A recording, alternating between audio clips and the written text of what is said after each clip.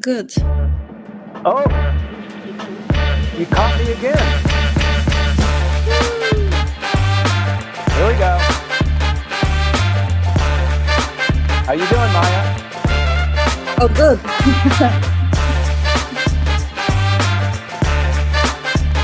Here we go.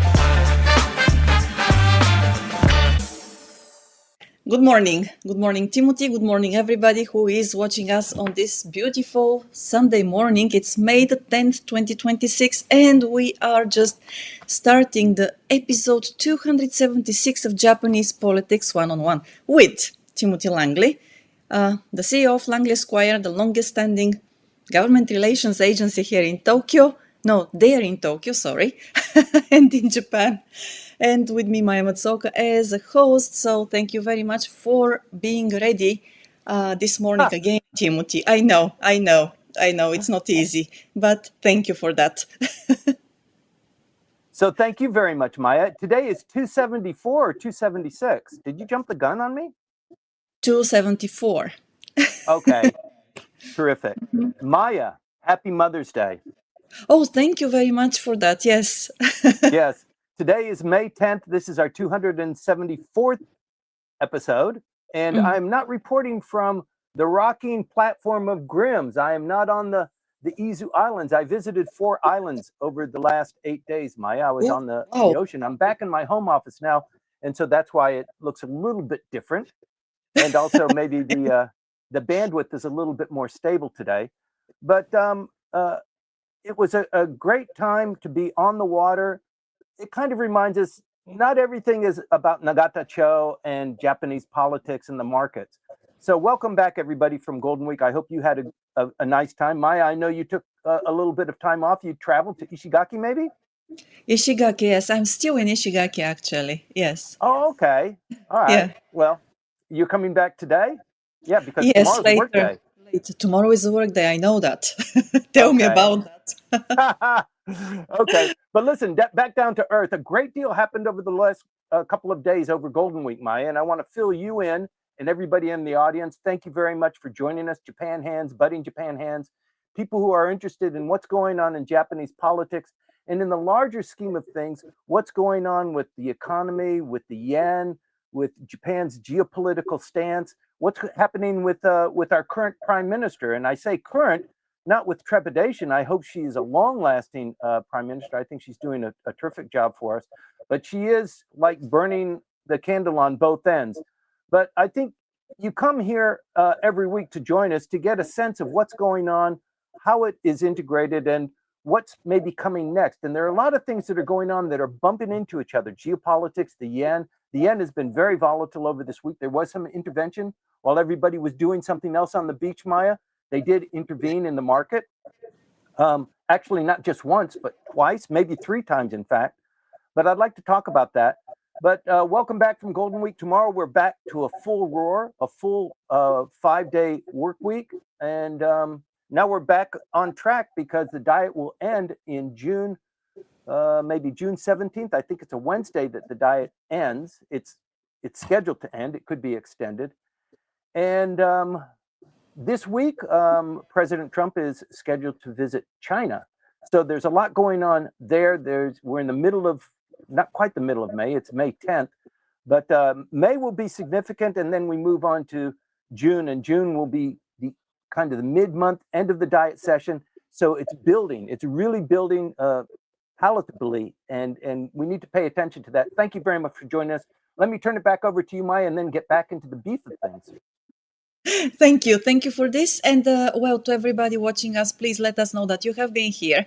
Of course, I invite you to like and subscribe. But before that, and foremost, anyway, please leave your comments and questions in the comment sections because.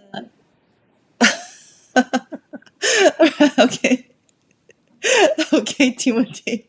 So, comments and questions for the moment.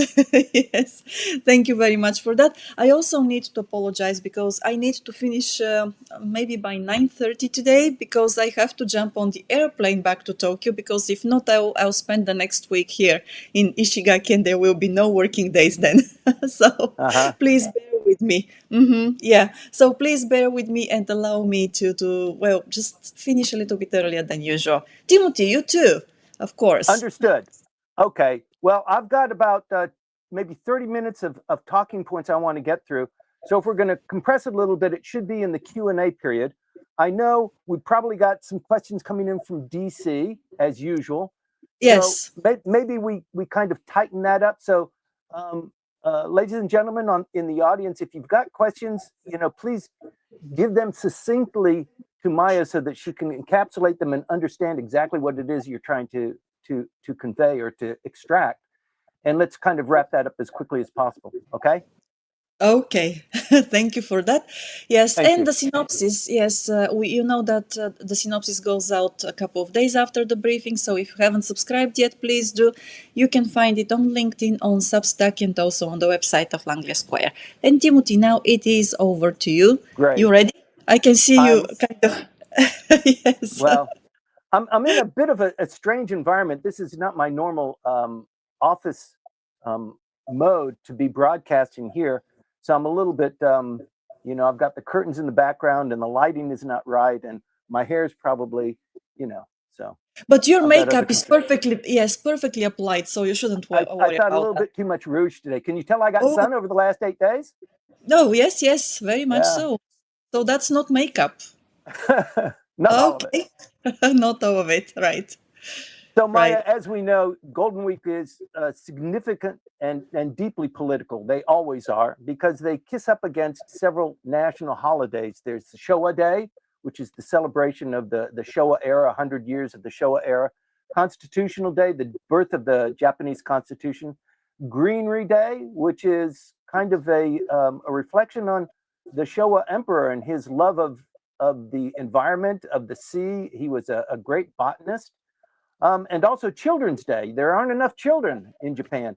Children's Day was originally All Boys Day. Wouldn't you figure that out? And then they changed it to Children's Day to be a little bit more egalitarian. But it's Children's Day, and so all of these conspire to build into Golden Week.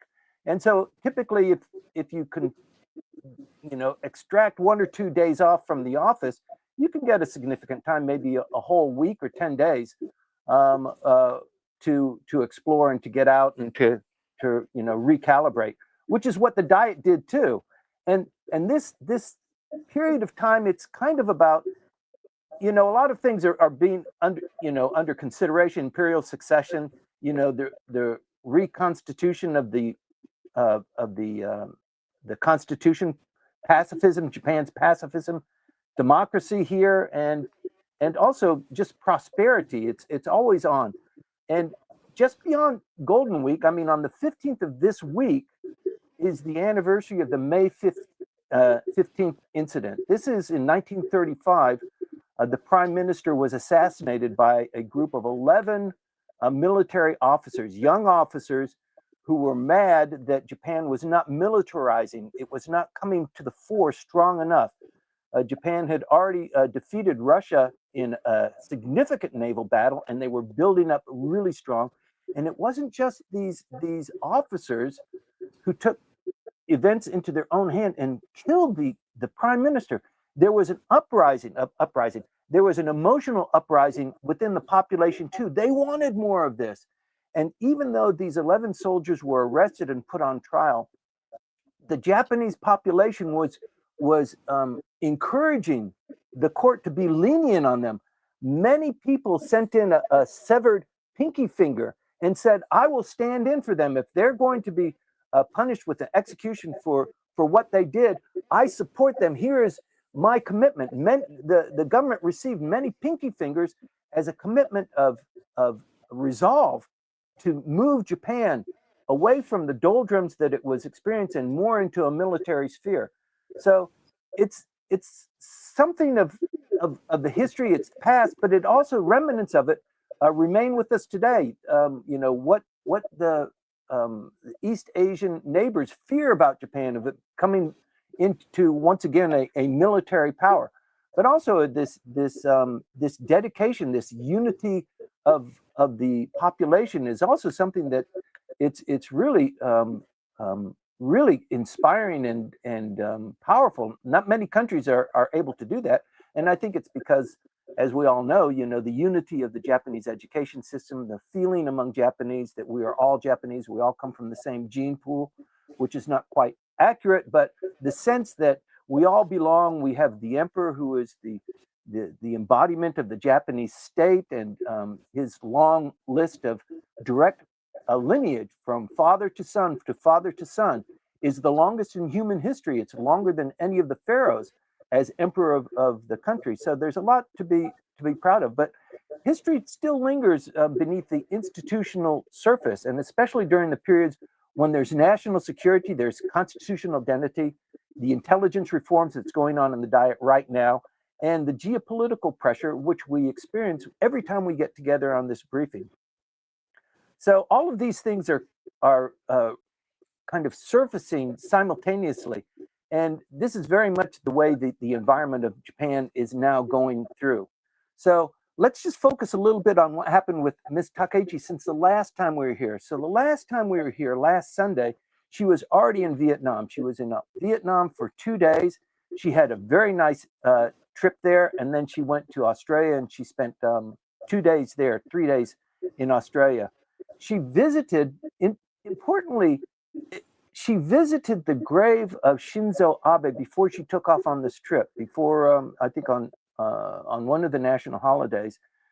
She laid a wreath there, and she owes a lot to Shinzo Abe, and she reflects a lot of what his aspirations were. Maya, can you turn off your mic? I can hear the waves crashing in the background.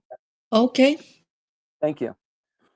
And this is a reminder of the strategy and the aura that she possesses, and also the Abe era trajectory that she's trying to emulate. So it's not quite Abe. It's not quite Abe 2.0. It is her own, but I think she was, she was a darling of the former prime minister. And I don't mean that in a romantic sense, but she wasn't even a member of his faction, and he spent so much time and graced her with so much influence, and she became who she is because of Shinzo Abe. Unmistakably, he supported her to run and to become a candidate for prime minister, and third time's a charm. So she did eventually become, but her focus now is kind of the free and open Indo-Pacific. She wants to focus on that. That's what the main focus of her briefing was with the president of Vietnam, and the policy speech that she gave there. But she spent May 2nd and May 3rd in Vietnam, and then maybe the 3rd and the 4th, maybe the 5th in Australia, and then returned to Japan with one vacation day left. And then the Diet started on Thursday and Friday.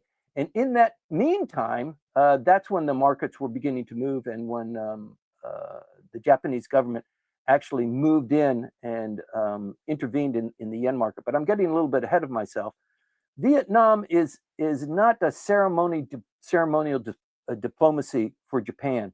It's really Japan's hedge. So Japan, as we all know, the population is declining. They're having difficulty doing manufacturing. Vietnam is a perfect place for that. Although it's a communist-based government, it is not really in the pocket of China. It's kind of dancing that delicate dance, but it's got an incredibly young and vibrant population. And for manufacturing, for maritime security, for semiconductors, for rare earths, and for AI, South Vietnam, or Vietnam, the country of Vietnam, is important. And it's kind of a hedge against the risk that China potentially provides. So she met with the prime minister, and she met with senior Vietnamese leadership there. She rolled out upgraded language about the new FOIP, one which appears somewhat more autonomous and middle power oriented than the earlier one that kind of relied heavily on what the United States was doing, what the US State Department kind of dictated to Japan. This is our Indo-Pacific strategy. You are a key point there. You need to be friendly with South Korea. You need to help us, emerge here. And in exchange for that, we will provide this this military umbrella for you, and we'll be really good friends. But we're moving away from that, and you can see that in a lot of different ways. So the resilient supply chains, the sovereign AI, critical minerals, and maritime security were key issues in Vietnam. And Australia was a different one, actually a little bit more significant and a lot more newsworthy. There was a lot going on there. She met with the prime minister there. They deepened the cooperation in critical minerals once again, in LNG and energy security, in cybersecurity, in food security, and in defense industrial coordination. Australia is critically important there. Not many people know this, but probably 1/3 of Japan's energy mix comes from Australia, and it remains central to Japan's LNG stability, in fact.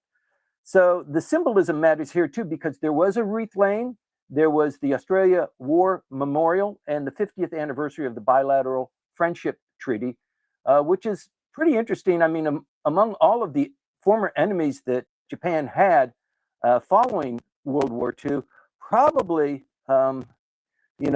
Korea was one, but Australia also really held a lot of animosity towards Japan for many, many years. It's been 80 years now, but broaching that, and it's a new generation. It's almost 2 generations after that horrible period, and Australia is basically kind of Japan's strategic insurance policy, and it's being developed. You've heard about the frigates. They've purchased 11 frigates, a huge investment there, and also IP technology transfer there. Not all of the ships, the frigates, are being made in Japan. They're being made. The first 2 are made here, and then the other 9 are going to be made in Australia. So there's a value of cooperation in this kind of interoperability between there. And not only that, but interestingly enough, New Zealand wants to get in on that action too. So it was revealed just this last week that this bond between Australia and Japan, militarily in cooperation, but also anchored on other economic and supply chain kind of assets. I think Australia and New Zealand, Japan are beginning to be more of a psychological and an emotional attachment that people don't quite grasp yet, because it is quite new. But the prime minister was not on it alone, visiting a couple of countries. She visited 2, but she had 10 other cabinet ministers that visited. They fanned out across the globe. This was pretty significant. This happens every Golden Week. The not just the cabinet ministers, but all of the members of the Diet who are trying to shine and burnish their foreign policy chops go overseas, not only just to get away from Japan and the eyes of the press here, but also to actually make connections there. But there was a lot of action in Southeast Asia, in Africa. Mr. Motegi was in Africa. I think he visited 3 or 4 important African countries.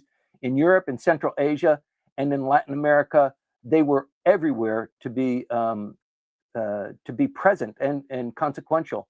So it's not ceremonial diplomacy. This is really Japan trying to move forward, trying to sink its claws into forming its own foreign policy, not in the absence of, but supplemental to what the United States is attempting to do and what it's trying to achieve.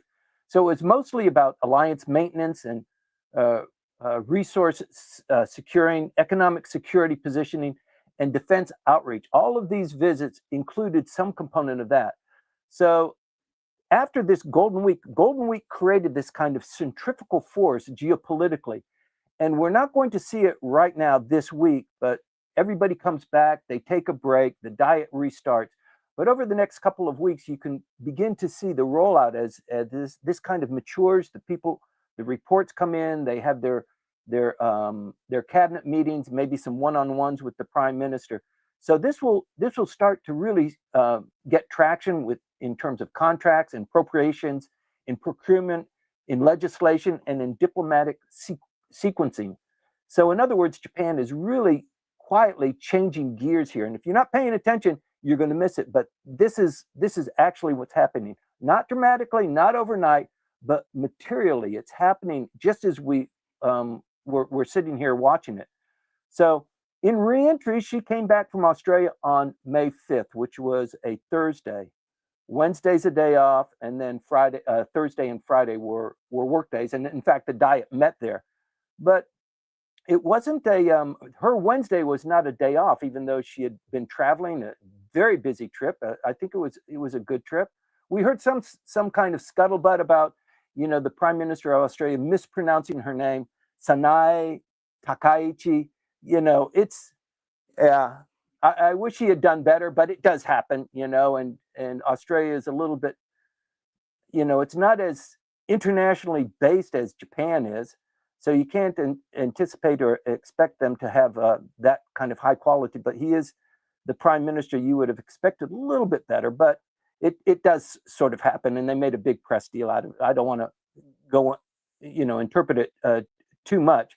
But for the Japanese governments, especially after this kind of diplomatic travel, the quiet periods really evolve into more substantial ministry briefings, intelligence updates as the legislation is being considered in the upper house, this new legislation on intelligence. Also, the Bank of Japan fallout discussions, what's happened there. They had the BOJ had their meeting just before Golden Week on Monday and Tuesday, and then Wednesday was a national holiday. That's when they had their meeting. It did kind of create a little bit of dissension because there are 9 board members in the Bank of Japan. 3 of them actually dissented. They said we need to move more aggressively on the bond yields and on the interest rates, and they didn't move. And the Bank of Japan governor, Ueda, made kind of a conflicting statement. So the markets were somewhat volatile, and I think that triggered the intervention that happened while everybody was on the beach in Ishigaki. But Golden Week diplomacy has never been separated from domestic politics. Even though people are taking a rest, things continue. Can you imagine being a Japanese bureaucrat? You're waiting for Golden Week, but actually, Golden Week is one of the busiest times. You don't get a break when you're a bureaucrat at the higher echelons, and I think that's probably in every country too. But what a busy time they've had. In any event, the diet did return on Thursday and Friday. Today's Sunday, so 4 days ago they returned. And they began almost immediately on the main important development, which was the intelligence reform legislation that's moving through the upper house. It passed the lower house. It's moving through it passed through the lower house, and it needs to pass the upper house in order to become law. And I think that will happen pretty soon. Historically, Japan dispersed intelligence functions across various ministries, and like in the digital agency, the creation of the digital agency, it was to bring all of that together under one roof, under the prime minister's residence. And the prime minister's residence, I think if you live in Tokyo, you certainly know it. But it is a huge edifice. It's 4 buildings above ground. It's 5 buildings below ground, and it is a huge difference from what initially was the prime minister's residence, where all these meetings were held. That's the brick building that was designed and built by Frank Lloyd Wright. It is still in existence. It is on the compound, and it is where the current prime minister lives with her husband now. That's been replaced maybe 25 years ago by the Kante, the big building that occupies there now, or occupies the main portion of the Kante. And so this bringing together of the intelligence functions under the roof of the prime minister is a very significant step. Carefully, gradually, but unmistakably, they're bringing this under the power of the prime minister. The prime minister is not a president, so the prime minister can be changed kind of at any time. A president usually has a stated term of office. So the power base of the prime minister is quite different from what a president would possess. But this view of power collection started a long time ago, and much of it is attributed to the role of Ichiro Ozawa, who is now back in the news, and I want to talk about that a little bit. But it was his view, and probably for himself, he wanted to become prime minister, and in order to become prime minister, he wanted these attributes. So he created it before that, but probably at his height of power. But they wanted to have more privacy and more concentration of power in the prime minister. So that's the rubric that we're in right now. But with regard to what's going on right now in diet politics, there is the opposition, and the prime minister, the LDP, is in collusion with Ishin no Kai, the Osaka-based political party. It is making great progress there. They have legislation about reducing the number of lower house members by 45. They both agreed to that. They haven't quite agreed to how many are going to come from the district seats and how many are going to come from the representative seats, or from the list seats of each of the political parties. But they're getting there, and the LDP has committed that they will do it in this diet session. That means before June 15th, or if there's an extension. Right now, it looks like it will just be a regular diet session, but who knows? So the prime minister continues to emphasize, cybersecurity threats, foreign interference, and domestic vulnerability for promoting the intelligence legislation, but also with reducing the number of diet seats and being kind of coalesced more and more tightly, not only with Ishin no Kai, so that they have a little bit better chance of passing legislation in the upper house where they don't have a 51% majority, but also with the other political parties too. So the other thing that's happening of keen interest is, although we're operating under an environment where the political factions no longer exist. There is one formal political faction that's under Tado Aso. His faction never disbanded. All of the other factions disbanded. But they're now starting to reappear and recalibrate. And it's the old political physics that kind of draws them together. It's kind of a natural process that happens in spite of the energy that's being devoted to, extract the bad parts, and we have to kill it in order to survive it. And we have to punish those people who are damaging Japanese politics and putting money in their pocket and making people suspicious of what's going on in Nagatacho. So the kickback scandal is kind of in the past, but the factions really never quite disappeared. I think we all know that. They kind of took a bit of a breather, and they closed their offices, and they moved the desks, and they had lunches together. But it still kind of existed in a kind of shadowy way. And that's not to be dismissive about it. It is the natural course of politics for people to gather of similar interests. And that's what's going on now. The Takaichi administration is involving major party heavyweights. There was Mr. Tado Aso came together. He formed a policy group or a support group specifically to support the prime minister. That just happened over the last couple of days. And it's not a faction, it's kind of a rah-rah group. Let's support the prime minister. But the Aso faction, it has fingers in everything. It's got the main political players in Nagatacho are Aso faction members. His brother-in-law is the Secretary General.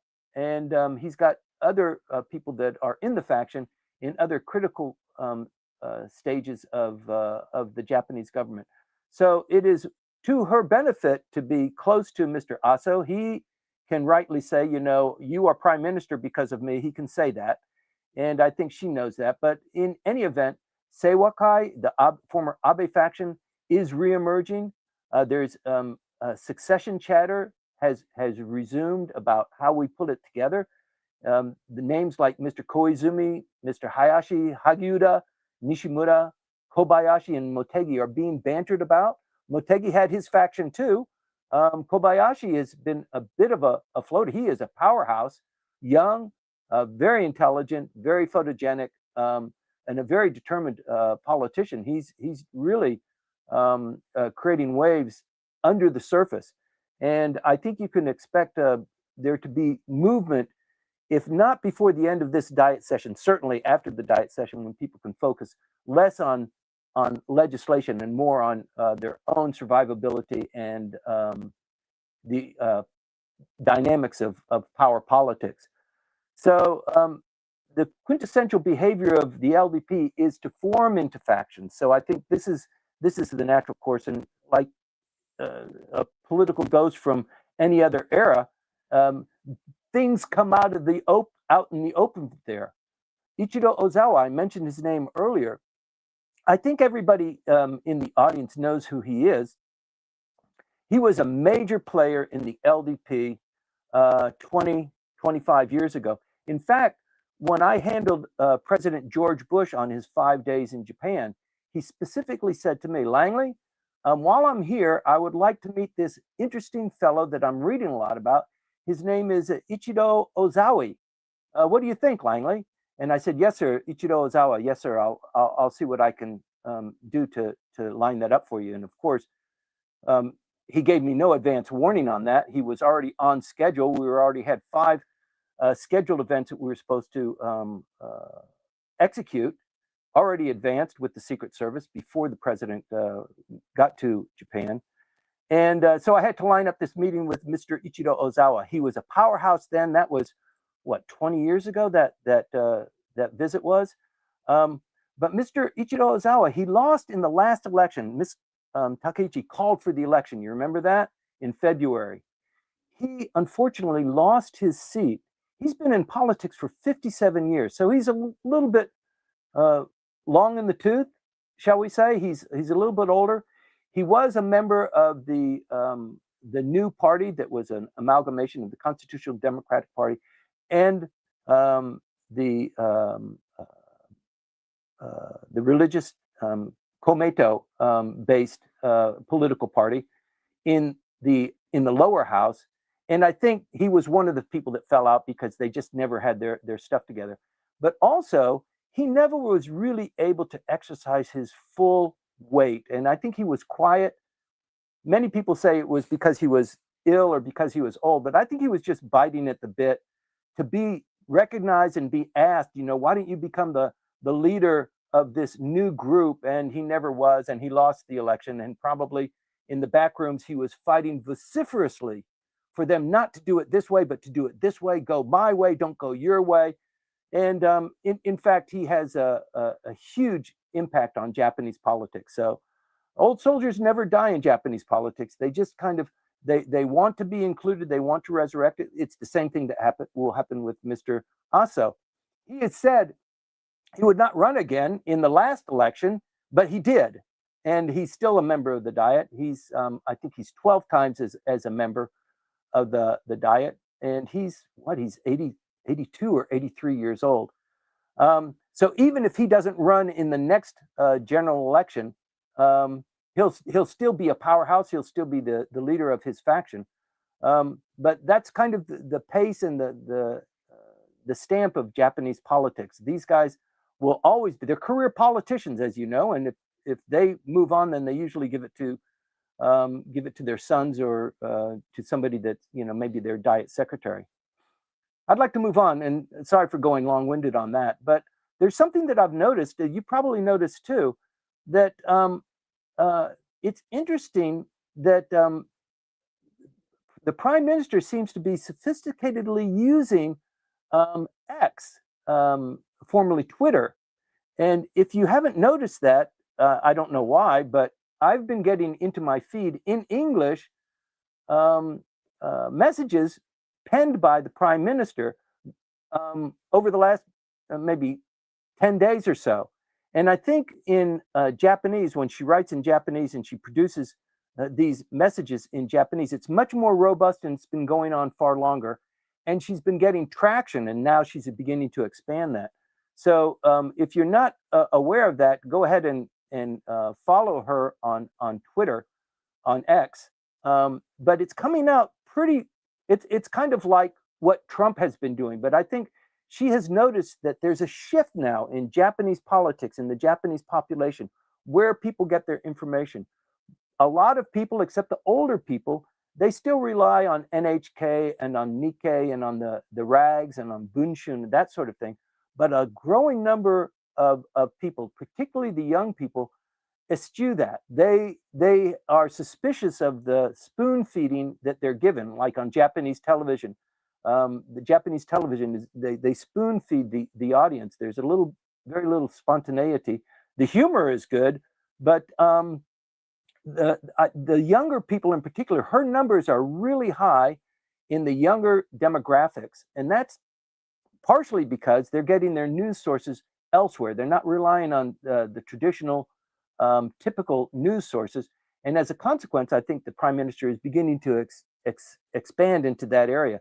And the Japanese language operation is probably much more robust. I'm not following that, but she's connecting directly and internationally without traditional needs of filtering to the population, to the people who are voting. And I think this is very, very significant. The digital age is moving into Japanese politics. Over the last couple of elections, you begin to notice it. That's why Sanseito was really roaring to life. They used social media very effectively. LDP is a little bit more staid. It's populated by older guys. And the older guys, even though their diet staff might be a little bit more savvy, the boss isn't. And so that transition is less less velocity than it is in other areas of Japanese politics. But it is happening. And I think, although the LDP mastered television politics, Takaichi appears to be intent on mastering platform politics, and that's where it is that she's going. So there is talk that her numbers are not so great. Her numbers are fine. It's just that the temperature of her support is beginning to shift a little bit, and she's working on being a long-term prime minister.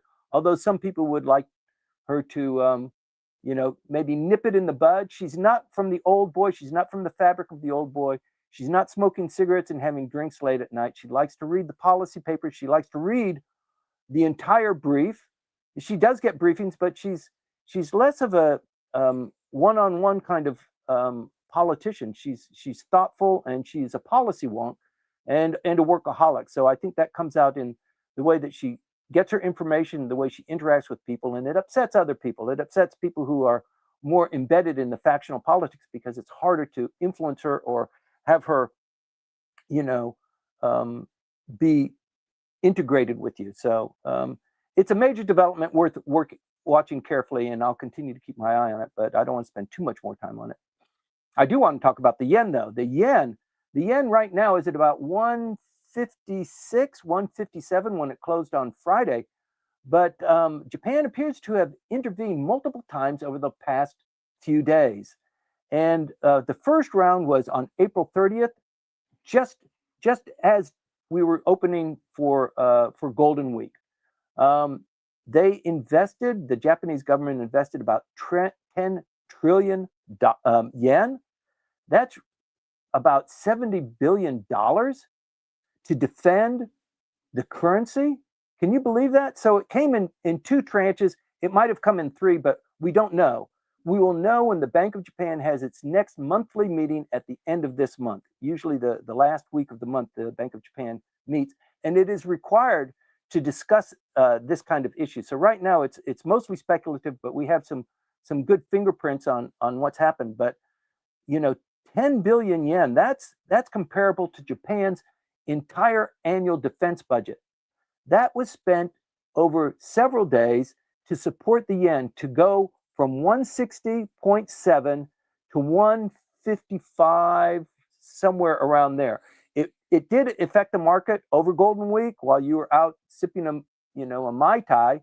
The yen did go down to 155, 156, and then over the last 2 days, business days, it came back to maybe 156, 157 level.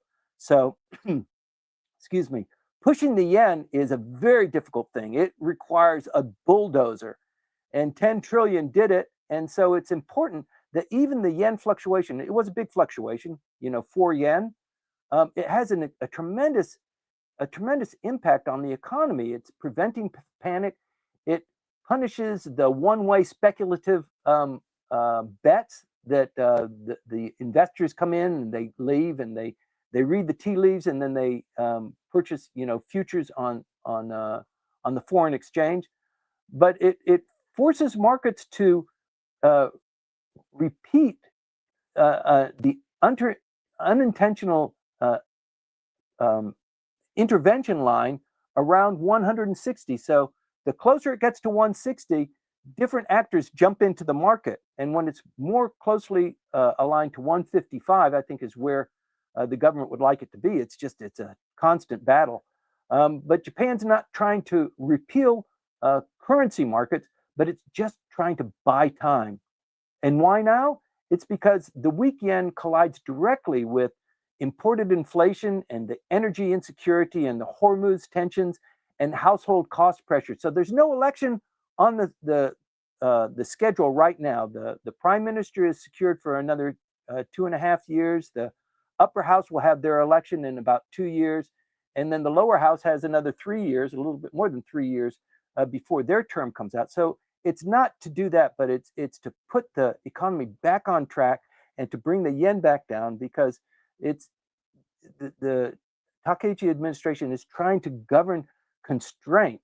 And the policy trap that the Bank of Japan is in is underneath the headlines. The meeting, 2 weeks ago on the Bank of Japan meeting, it forecast a stability of the return on the bond markets.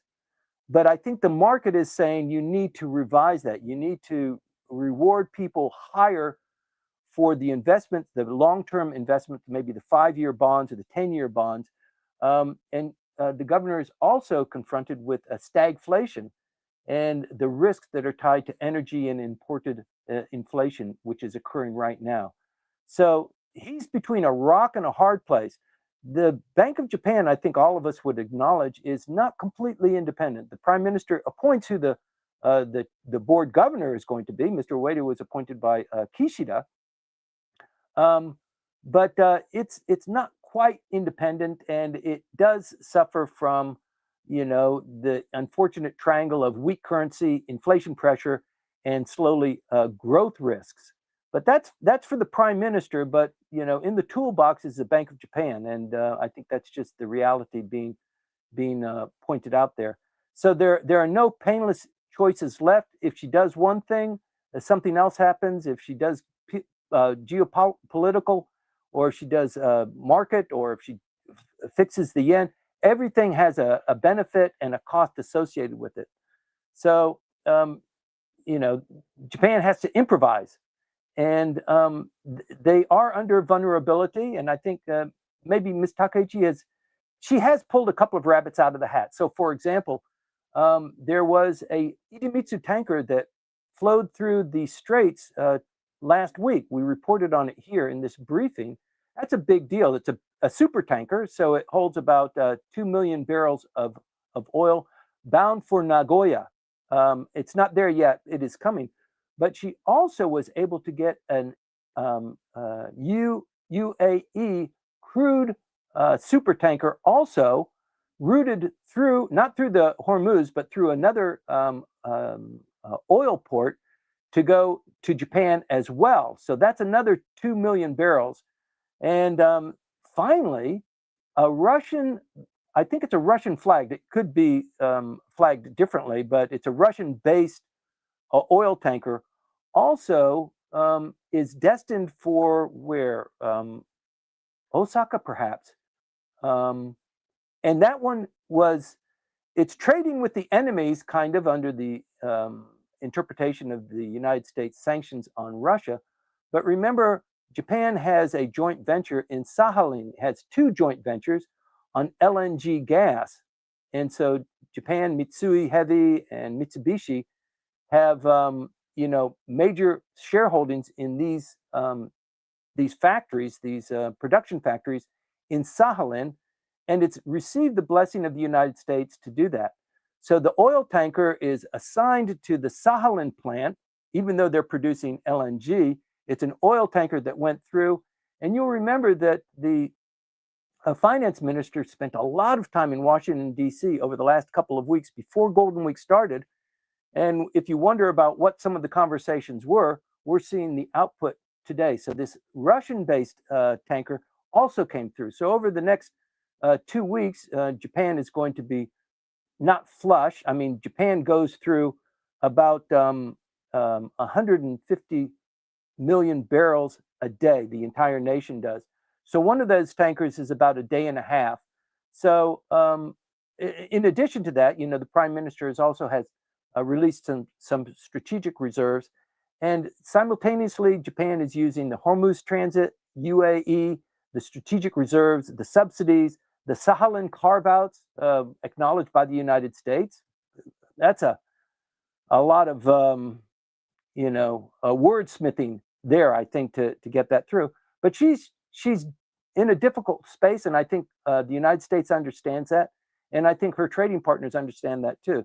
So it's not quite energy independence. We have not achieved that. She hasn't achieved that, but she is pursuing energy improvisation. That's why she was in Australia. That's why many of the diplomatic moves that are made by her cabinet are so significantly embedded in the Japanese economy. So stay tuned for that, and I'll continue to report that on with you. Closer to home, geopolitically, the prime minister is scheduled to go to South Korea this month. So today's the 10th. There is another, 20 days left in the month. It's her turn in terms of shuttle diplomacy. The president of South Korea visited her hometown, in fact. That was about 2 months ago. And shuttle diplomacy, according to their agreement, was I'll visit you and then you visit me. Let's do it monthly, and let's continue that pattern. So she's a little bit behind the ball, but she will execute that. She will visit South Korea before the month is out. There's also a 2+2, which is usually the foreign minister and the defense minister joined in a meeting with the other party. So the United States has 2+2, Canada, many of the countries have 2+2. There's a 2+2 now between Japan and South Korea, and that is gaining traction and moving forward as well. And so geopolitically, it's another layer of tension that is building quietly. It's not just between Japan and South Korea. The president is going to China. So South Korea is a little bit concerned. What are they going to talk about? Because we're not in the room. Japan's a little bit concerned. And also Taiwan is concerned too. What is the president going to say? What is he going to trade? How are we going to be at his beckoning? What is going to happen? How is he going to make things, better for the United States at our cost? So it's not necessarily because allies expect betrayal, but it's because they fear being discussed without being in the room. That's basically it. And there is a lot, on the table for them to discuss. There's anxiety around Taiwan and tariffs and the sanctions, defense postures, and alliance expectations. Japan is moving very forcefully in all of those areas.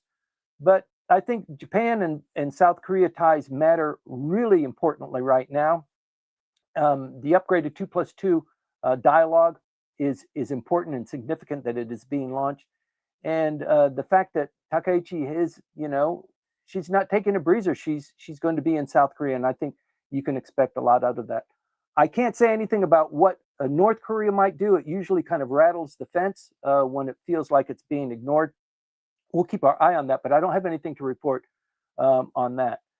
So the defense posture of Japan continues to evolve. There is discussions about constitutional revision.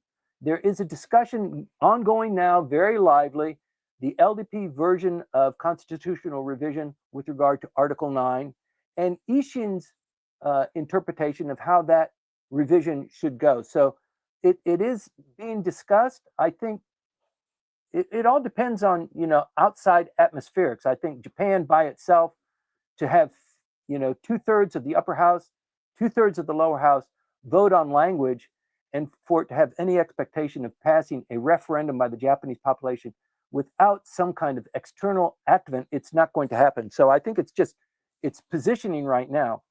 But otherwise, in terms of defense capabilities, this military exercise in the Philippines is really robust, and the involvement of the Japan self-defense forces is really starting to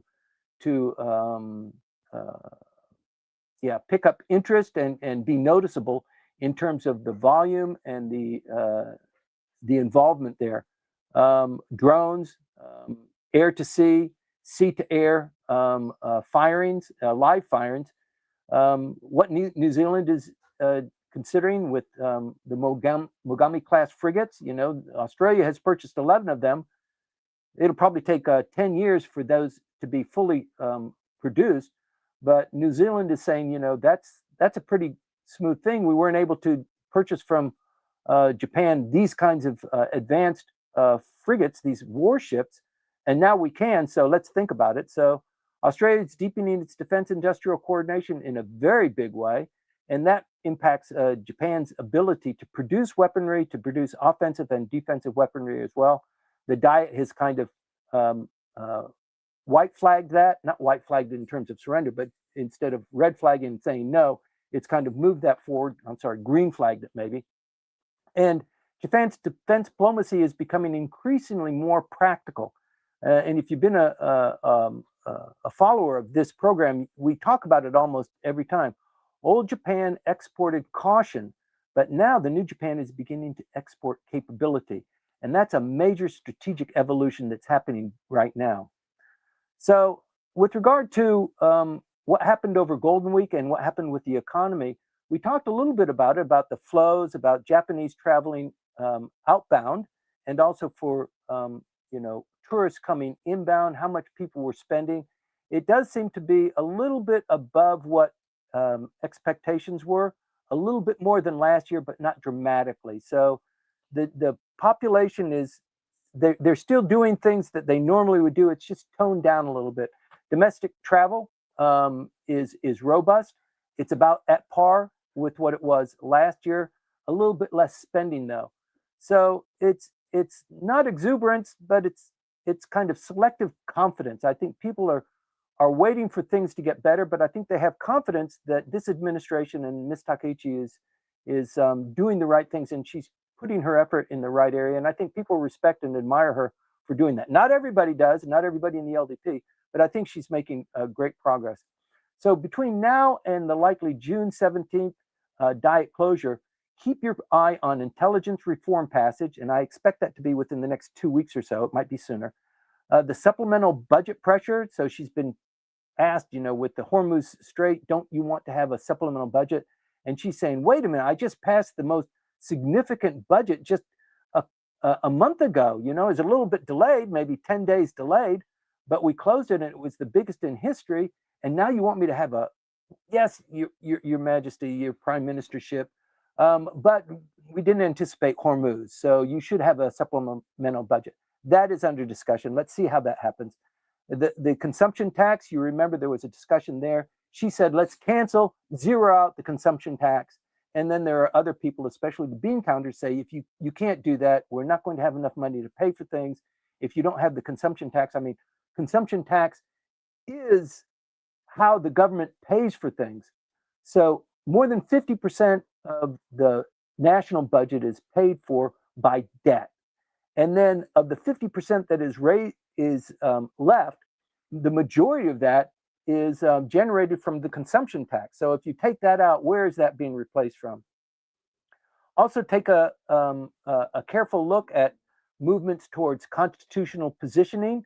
I think it will happen, but it'll happen piecemeal. So just watch for the signature moves of that. Now, also the factions are going to be making a regroup, so keep your eye on that. The Bank of Japan pressure, it will be building. We'll have 2 or 3 more meetings before their next Bank of Japan meeting at the end of May. And I think a lot will happen between now and then. And then also the diplomacy surrounding the Xi and Trump meeting, which will be on, I think, Thursday and Friday this week, but it might be Friday and Saturday, but it'll be 2 days. It's unlikely that the president will stop over in Japan on his way back. That would be magnificent if he did. I just don't see it in the cards, but you just never know. So these next several weeks might determine whether the post Golden Week reposition becomes actual policy movement or whether it remains largely somewhat atmospheric and poised to kind of glitch into actual movement. But like with many things, not just constitutional revision, but a lot of it depends on external factors, not in Japan. Japan is reacting to that, but it's in a position to move decisively when that sort of thing happens. So that's what we're seeing over the last couple of weeks. So the prime minister is moved outward. The cabinet scattered globally. The diet returned 3 days ago.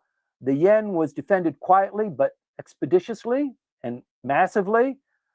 Energy routes have been kind of improvised. The LDP is beginning to reorganize itself under the surface. So it's not that Japan is in a crisis, but it's entering a period where diplomacy and energy and currency and cybersecurity and party politics are no longer separate stories. They are all becoming one story. So I assume you're coming here to hear how that is all integrated, how these forces bump up against each other, and to see what it means and what it projects for the future. So I appreciate you spending your time with me. I know it's valuable time. I know Maya's biting at the bit to get onward. And so I'll just turn it over to the Q&A period. And I apologize for taking so much time, Maya. Are you still good with me? Still there. Yes. Okay, thank you for that, Timothy. And we're going to go through the Q&A now.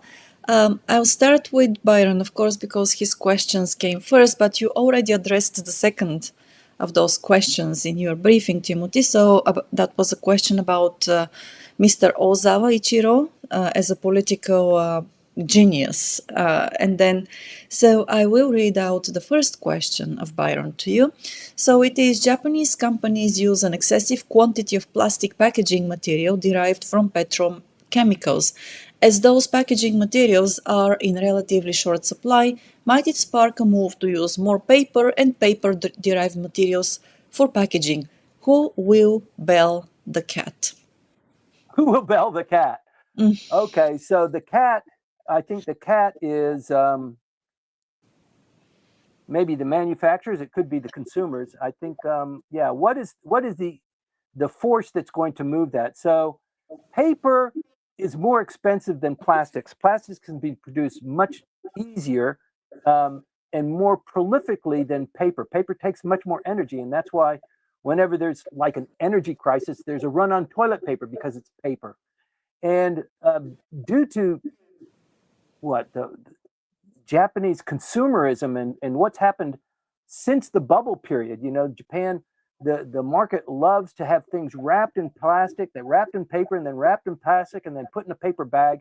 I mean, it's just so so overboard. In fact, I think people notice it when they come to Japan, and even people who live here. You go to Mitsukoshi and you buy something there. Number one, you pay hundreds and hundreds of dollars for a melon, and then they put it in 3 different packages.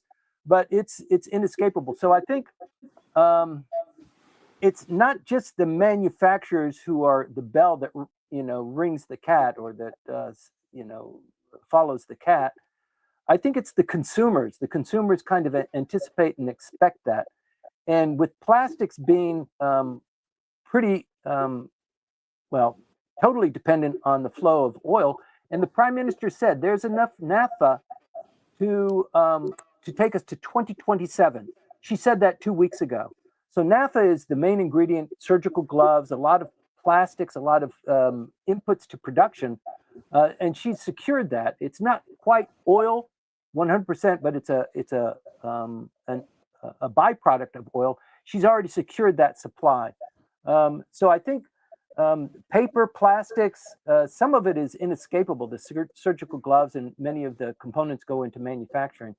But for wrapping and for preserving, there's nothing quite beats plastic in terms of versatility. So the Japanese consumer would probably have to be the bell that rings first. So that would take a long time. That would take either some critical event happening or just weaning the population away from it. And I don't see that happening anytime soon. Maya? All right, thank you for that. Moving on to the next question, which also came early this morning from Aloha Apostle. He says, regarding the zero tax initiatives by the government, I heard that companies are saying that the point of sale systems cannot be adapted to a 0%. That seems like an excuse. What do you think? I completely agree with you. So the argument for those of you that are not quite up to speed on it, it's not 0%. It's it's 0% because the consumption tax now is 10% for foodstuffs and drinks and daily necessities. It's 8%, and the idea is to bring the foodstuffs, just the foodstuff component, not the 10% of overall consumption, but the foodstuffs to 0%. And many of the point of sales manufacturers, mom and pop stores, the department stores, and things like that, the people that have cash registers say, we can't do it. It's so difficult. We have to move the numbers on the register that we calculate how much you're supposed to pay and how much change you get, and it automatically calculates the tax. It's so difficult. I agree with you. Give me a break. That's not going to take 6 months to recalibrate. So I think it is an excuse too. People, it's probably not even coming from point of sale. It's probably a story that's created by the by the finance ministry. Don't take this money away from us. We need it. Miss Prime Minister, I know you're trying to engender, familiarity with the voting population, but this is money that we need to pay for all of the social services. We're already 50% in debt for the tremendous budget that you passed. Please give us a break. Okay, thank you for that. But yes, it shouldn't be that difficult, even though it does take a bit of time, but not 6 months indeed to adjust the systems. So, all right, and then another question from Aloha Apostle is: do you think that the Japan election toward conservatism affected the recent conservative election in England? So yesterday was an election in England, and then why are a lot of European countries starting to have conservative parties taking power? So this is not closely related to Japanese politics. Yeah, it's kind of outside of my bailiwick. So I can't comment other than to observe that I think people are just getting sick of the liberal policies and the influx of immigrants and how that's impacting the social fabric of the various countries. But other than that, I don't want to comment. It's not my area of specialization. All right, thank you for that. And we've got Percival 3. He says the US yen rate is slowly going back to 160 yen per dollar. It seems the intervention only lasted for a few days. So, do you think that the Bank of Japan will continue with these interventions to artificially stabilize the currency? Okay, so in the background, I can hear this echo coming from Kasumi Gaseki. Don't say that. Don't say we spent 10 billion yen to get it down, 4 yen. But it's like the ocean tides. It's going to come back because the fundamentals are that Japan is in a deep, dark place when it comes to purchasing all of its inputs to production, almost all of its foodstuffs, not all of it, but maybe 65% of their energy consumption, their food consumption is imported.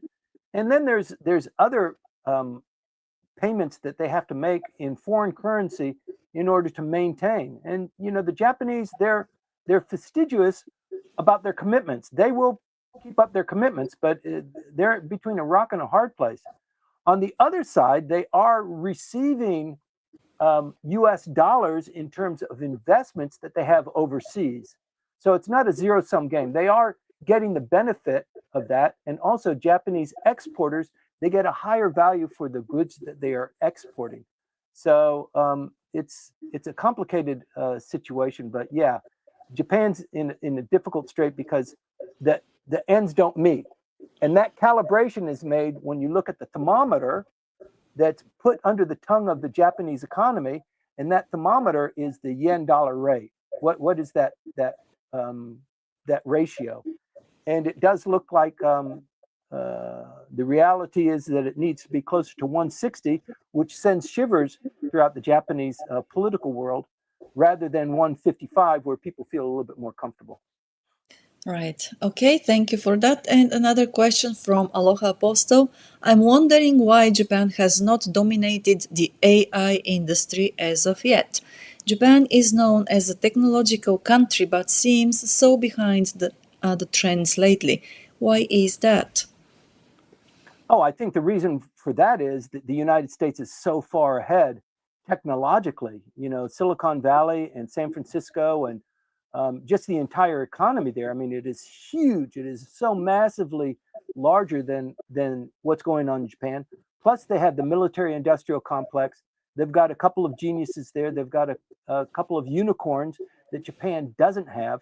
So that vibrancy, yeah, it does take a while, and AI it's the new flavor, and it does take a while to get up. You need the chips first of all. So the chip production in Hokkaido, specifically for AI, it's not online yet. They are producing at scale, but they're not up and running for that. And the other chips are coming out of Taiwan, and then eventually in Kumamoto, where TSPS is also setting up another base, but they're also setting up a base of operations in Arizona as well. So it's just a catch up. And Japan is not typically a leader in any of these technologies. It follows what's going on. It tries to pick the best um, of, of practices and then develop those. And it doesn't want to pay for IP to develop it. It wants to have it homegrown. So how do you sidestep a technology that is already produced? You have to pay for that IP in order to enhance it. And Japan is very reluctant to do that, even with new technologies. For example, drones. The drone infrastructure from France, from Israel in particular, but also from the United States, coming to Japan. The Japanese Trade Association, METI, and the Japanese government, it allows it to come in, but it prefers to have homegrown because every time the foreign comes in, it has to be paid with in Japanese dollars to buy yen, because that's how you to buy spend in yen to buy dollars to pay for the IP or for the technology transfer, or even the materials that comprise it. And as a policy, the Japanese are trying to keep that down. Have it homegrown, learn what you can from your competitors and from overseas, and trying to develop something that mimics that without stepping on people's IP. But it's a delicate dance. It is a delicate dance, and I also think that also something that people don't talk about, but culturally, Japan has a very different approach to every new technology. Yeah, Because when we talk about AI and also IT, the industries, we talk about a different approach in the West because it is learn by failing, right? yeah, So people, it's trial and error approach. While in Japan, the Japanese that's don't do that. So that's a here great point. so Yeah, everybody really everything needs to be set up to run smoothly before the process begins. So I think that's also another reason why things are so they feel so slow. But I'm sure that once the Japanese are ready to run the yeah, systems will be really out there and they will be running well. And of course, another point that I wanted to make is that historically Japan is a monozukuri country, right? So they're very good at tangible products, not so good at software or things that you cannot yeah. touch, right? And of course, it takes longer for them to master those products like IT, the IT technology, not everything, of course, but parts of it and so on. And I can see here we've got robotics. So you've got, the AI and IT that has been turned into something that you can see and train and touch, basically. Hmm. So these are points which we also need to consider when we think about why Japan is so slow. I wouldn't say behind, but it's really slow. Yeah. Yeah, Well, things just take more time here, as we all know. we do. Yes. Okay, Great so points. Timothy, Oh, yeah, thank you for that. So, I apologize to everybody, but it's 9:30 and it is just 10 minutes, yes, before I have to leave for the airport and jump on the airplane. So, Timothy, I know that you have a Thanks, lot of Maya. more. Thanks for sticking with us. Thanks for guiding us. Right. Okay. Well, it's a pleasure always. And to everybody who stayed with us, thank you very much for being with us this morning again. We'll be here next Sunday at 8:20 Japan times. A time in the morning, of course. If you have any questions that you haven't asked or comments you want to make on the topics that we talked about today, please leave them in the comment section of the your preferred platform, and then we'll address them next week. So, Timothy, to you once again, thank you for Thank you, Maya. yes, being here, staying here. Okay. So, and we'll see you next time. Have a great week. I hope that the Golden Week was also a very good one for all of you. So, see you then. Have a safe trip, Maya. See you. Thank you. See you.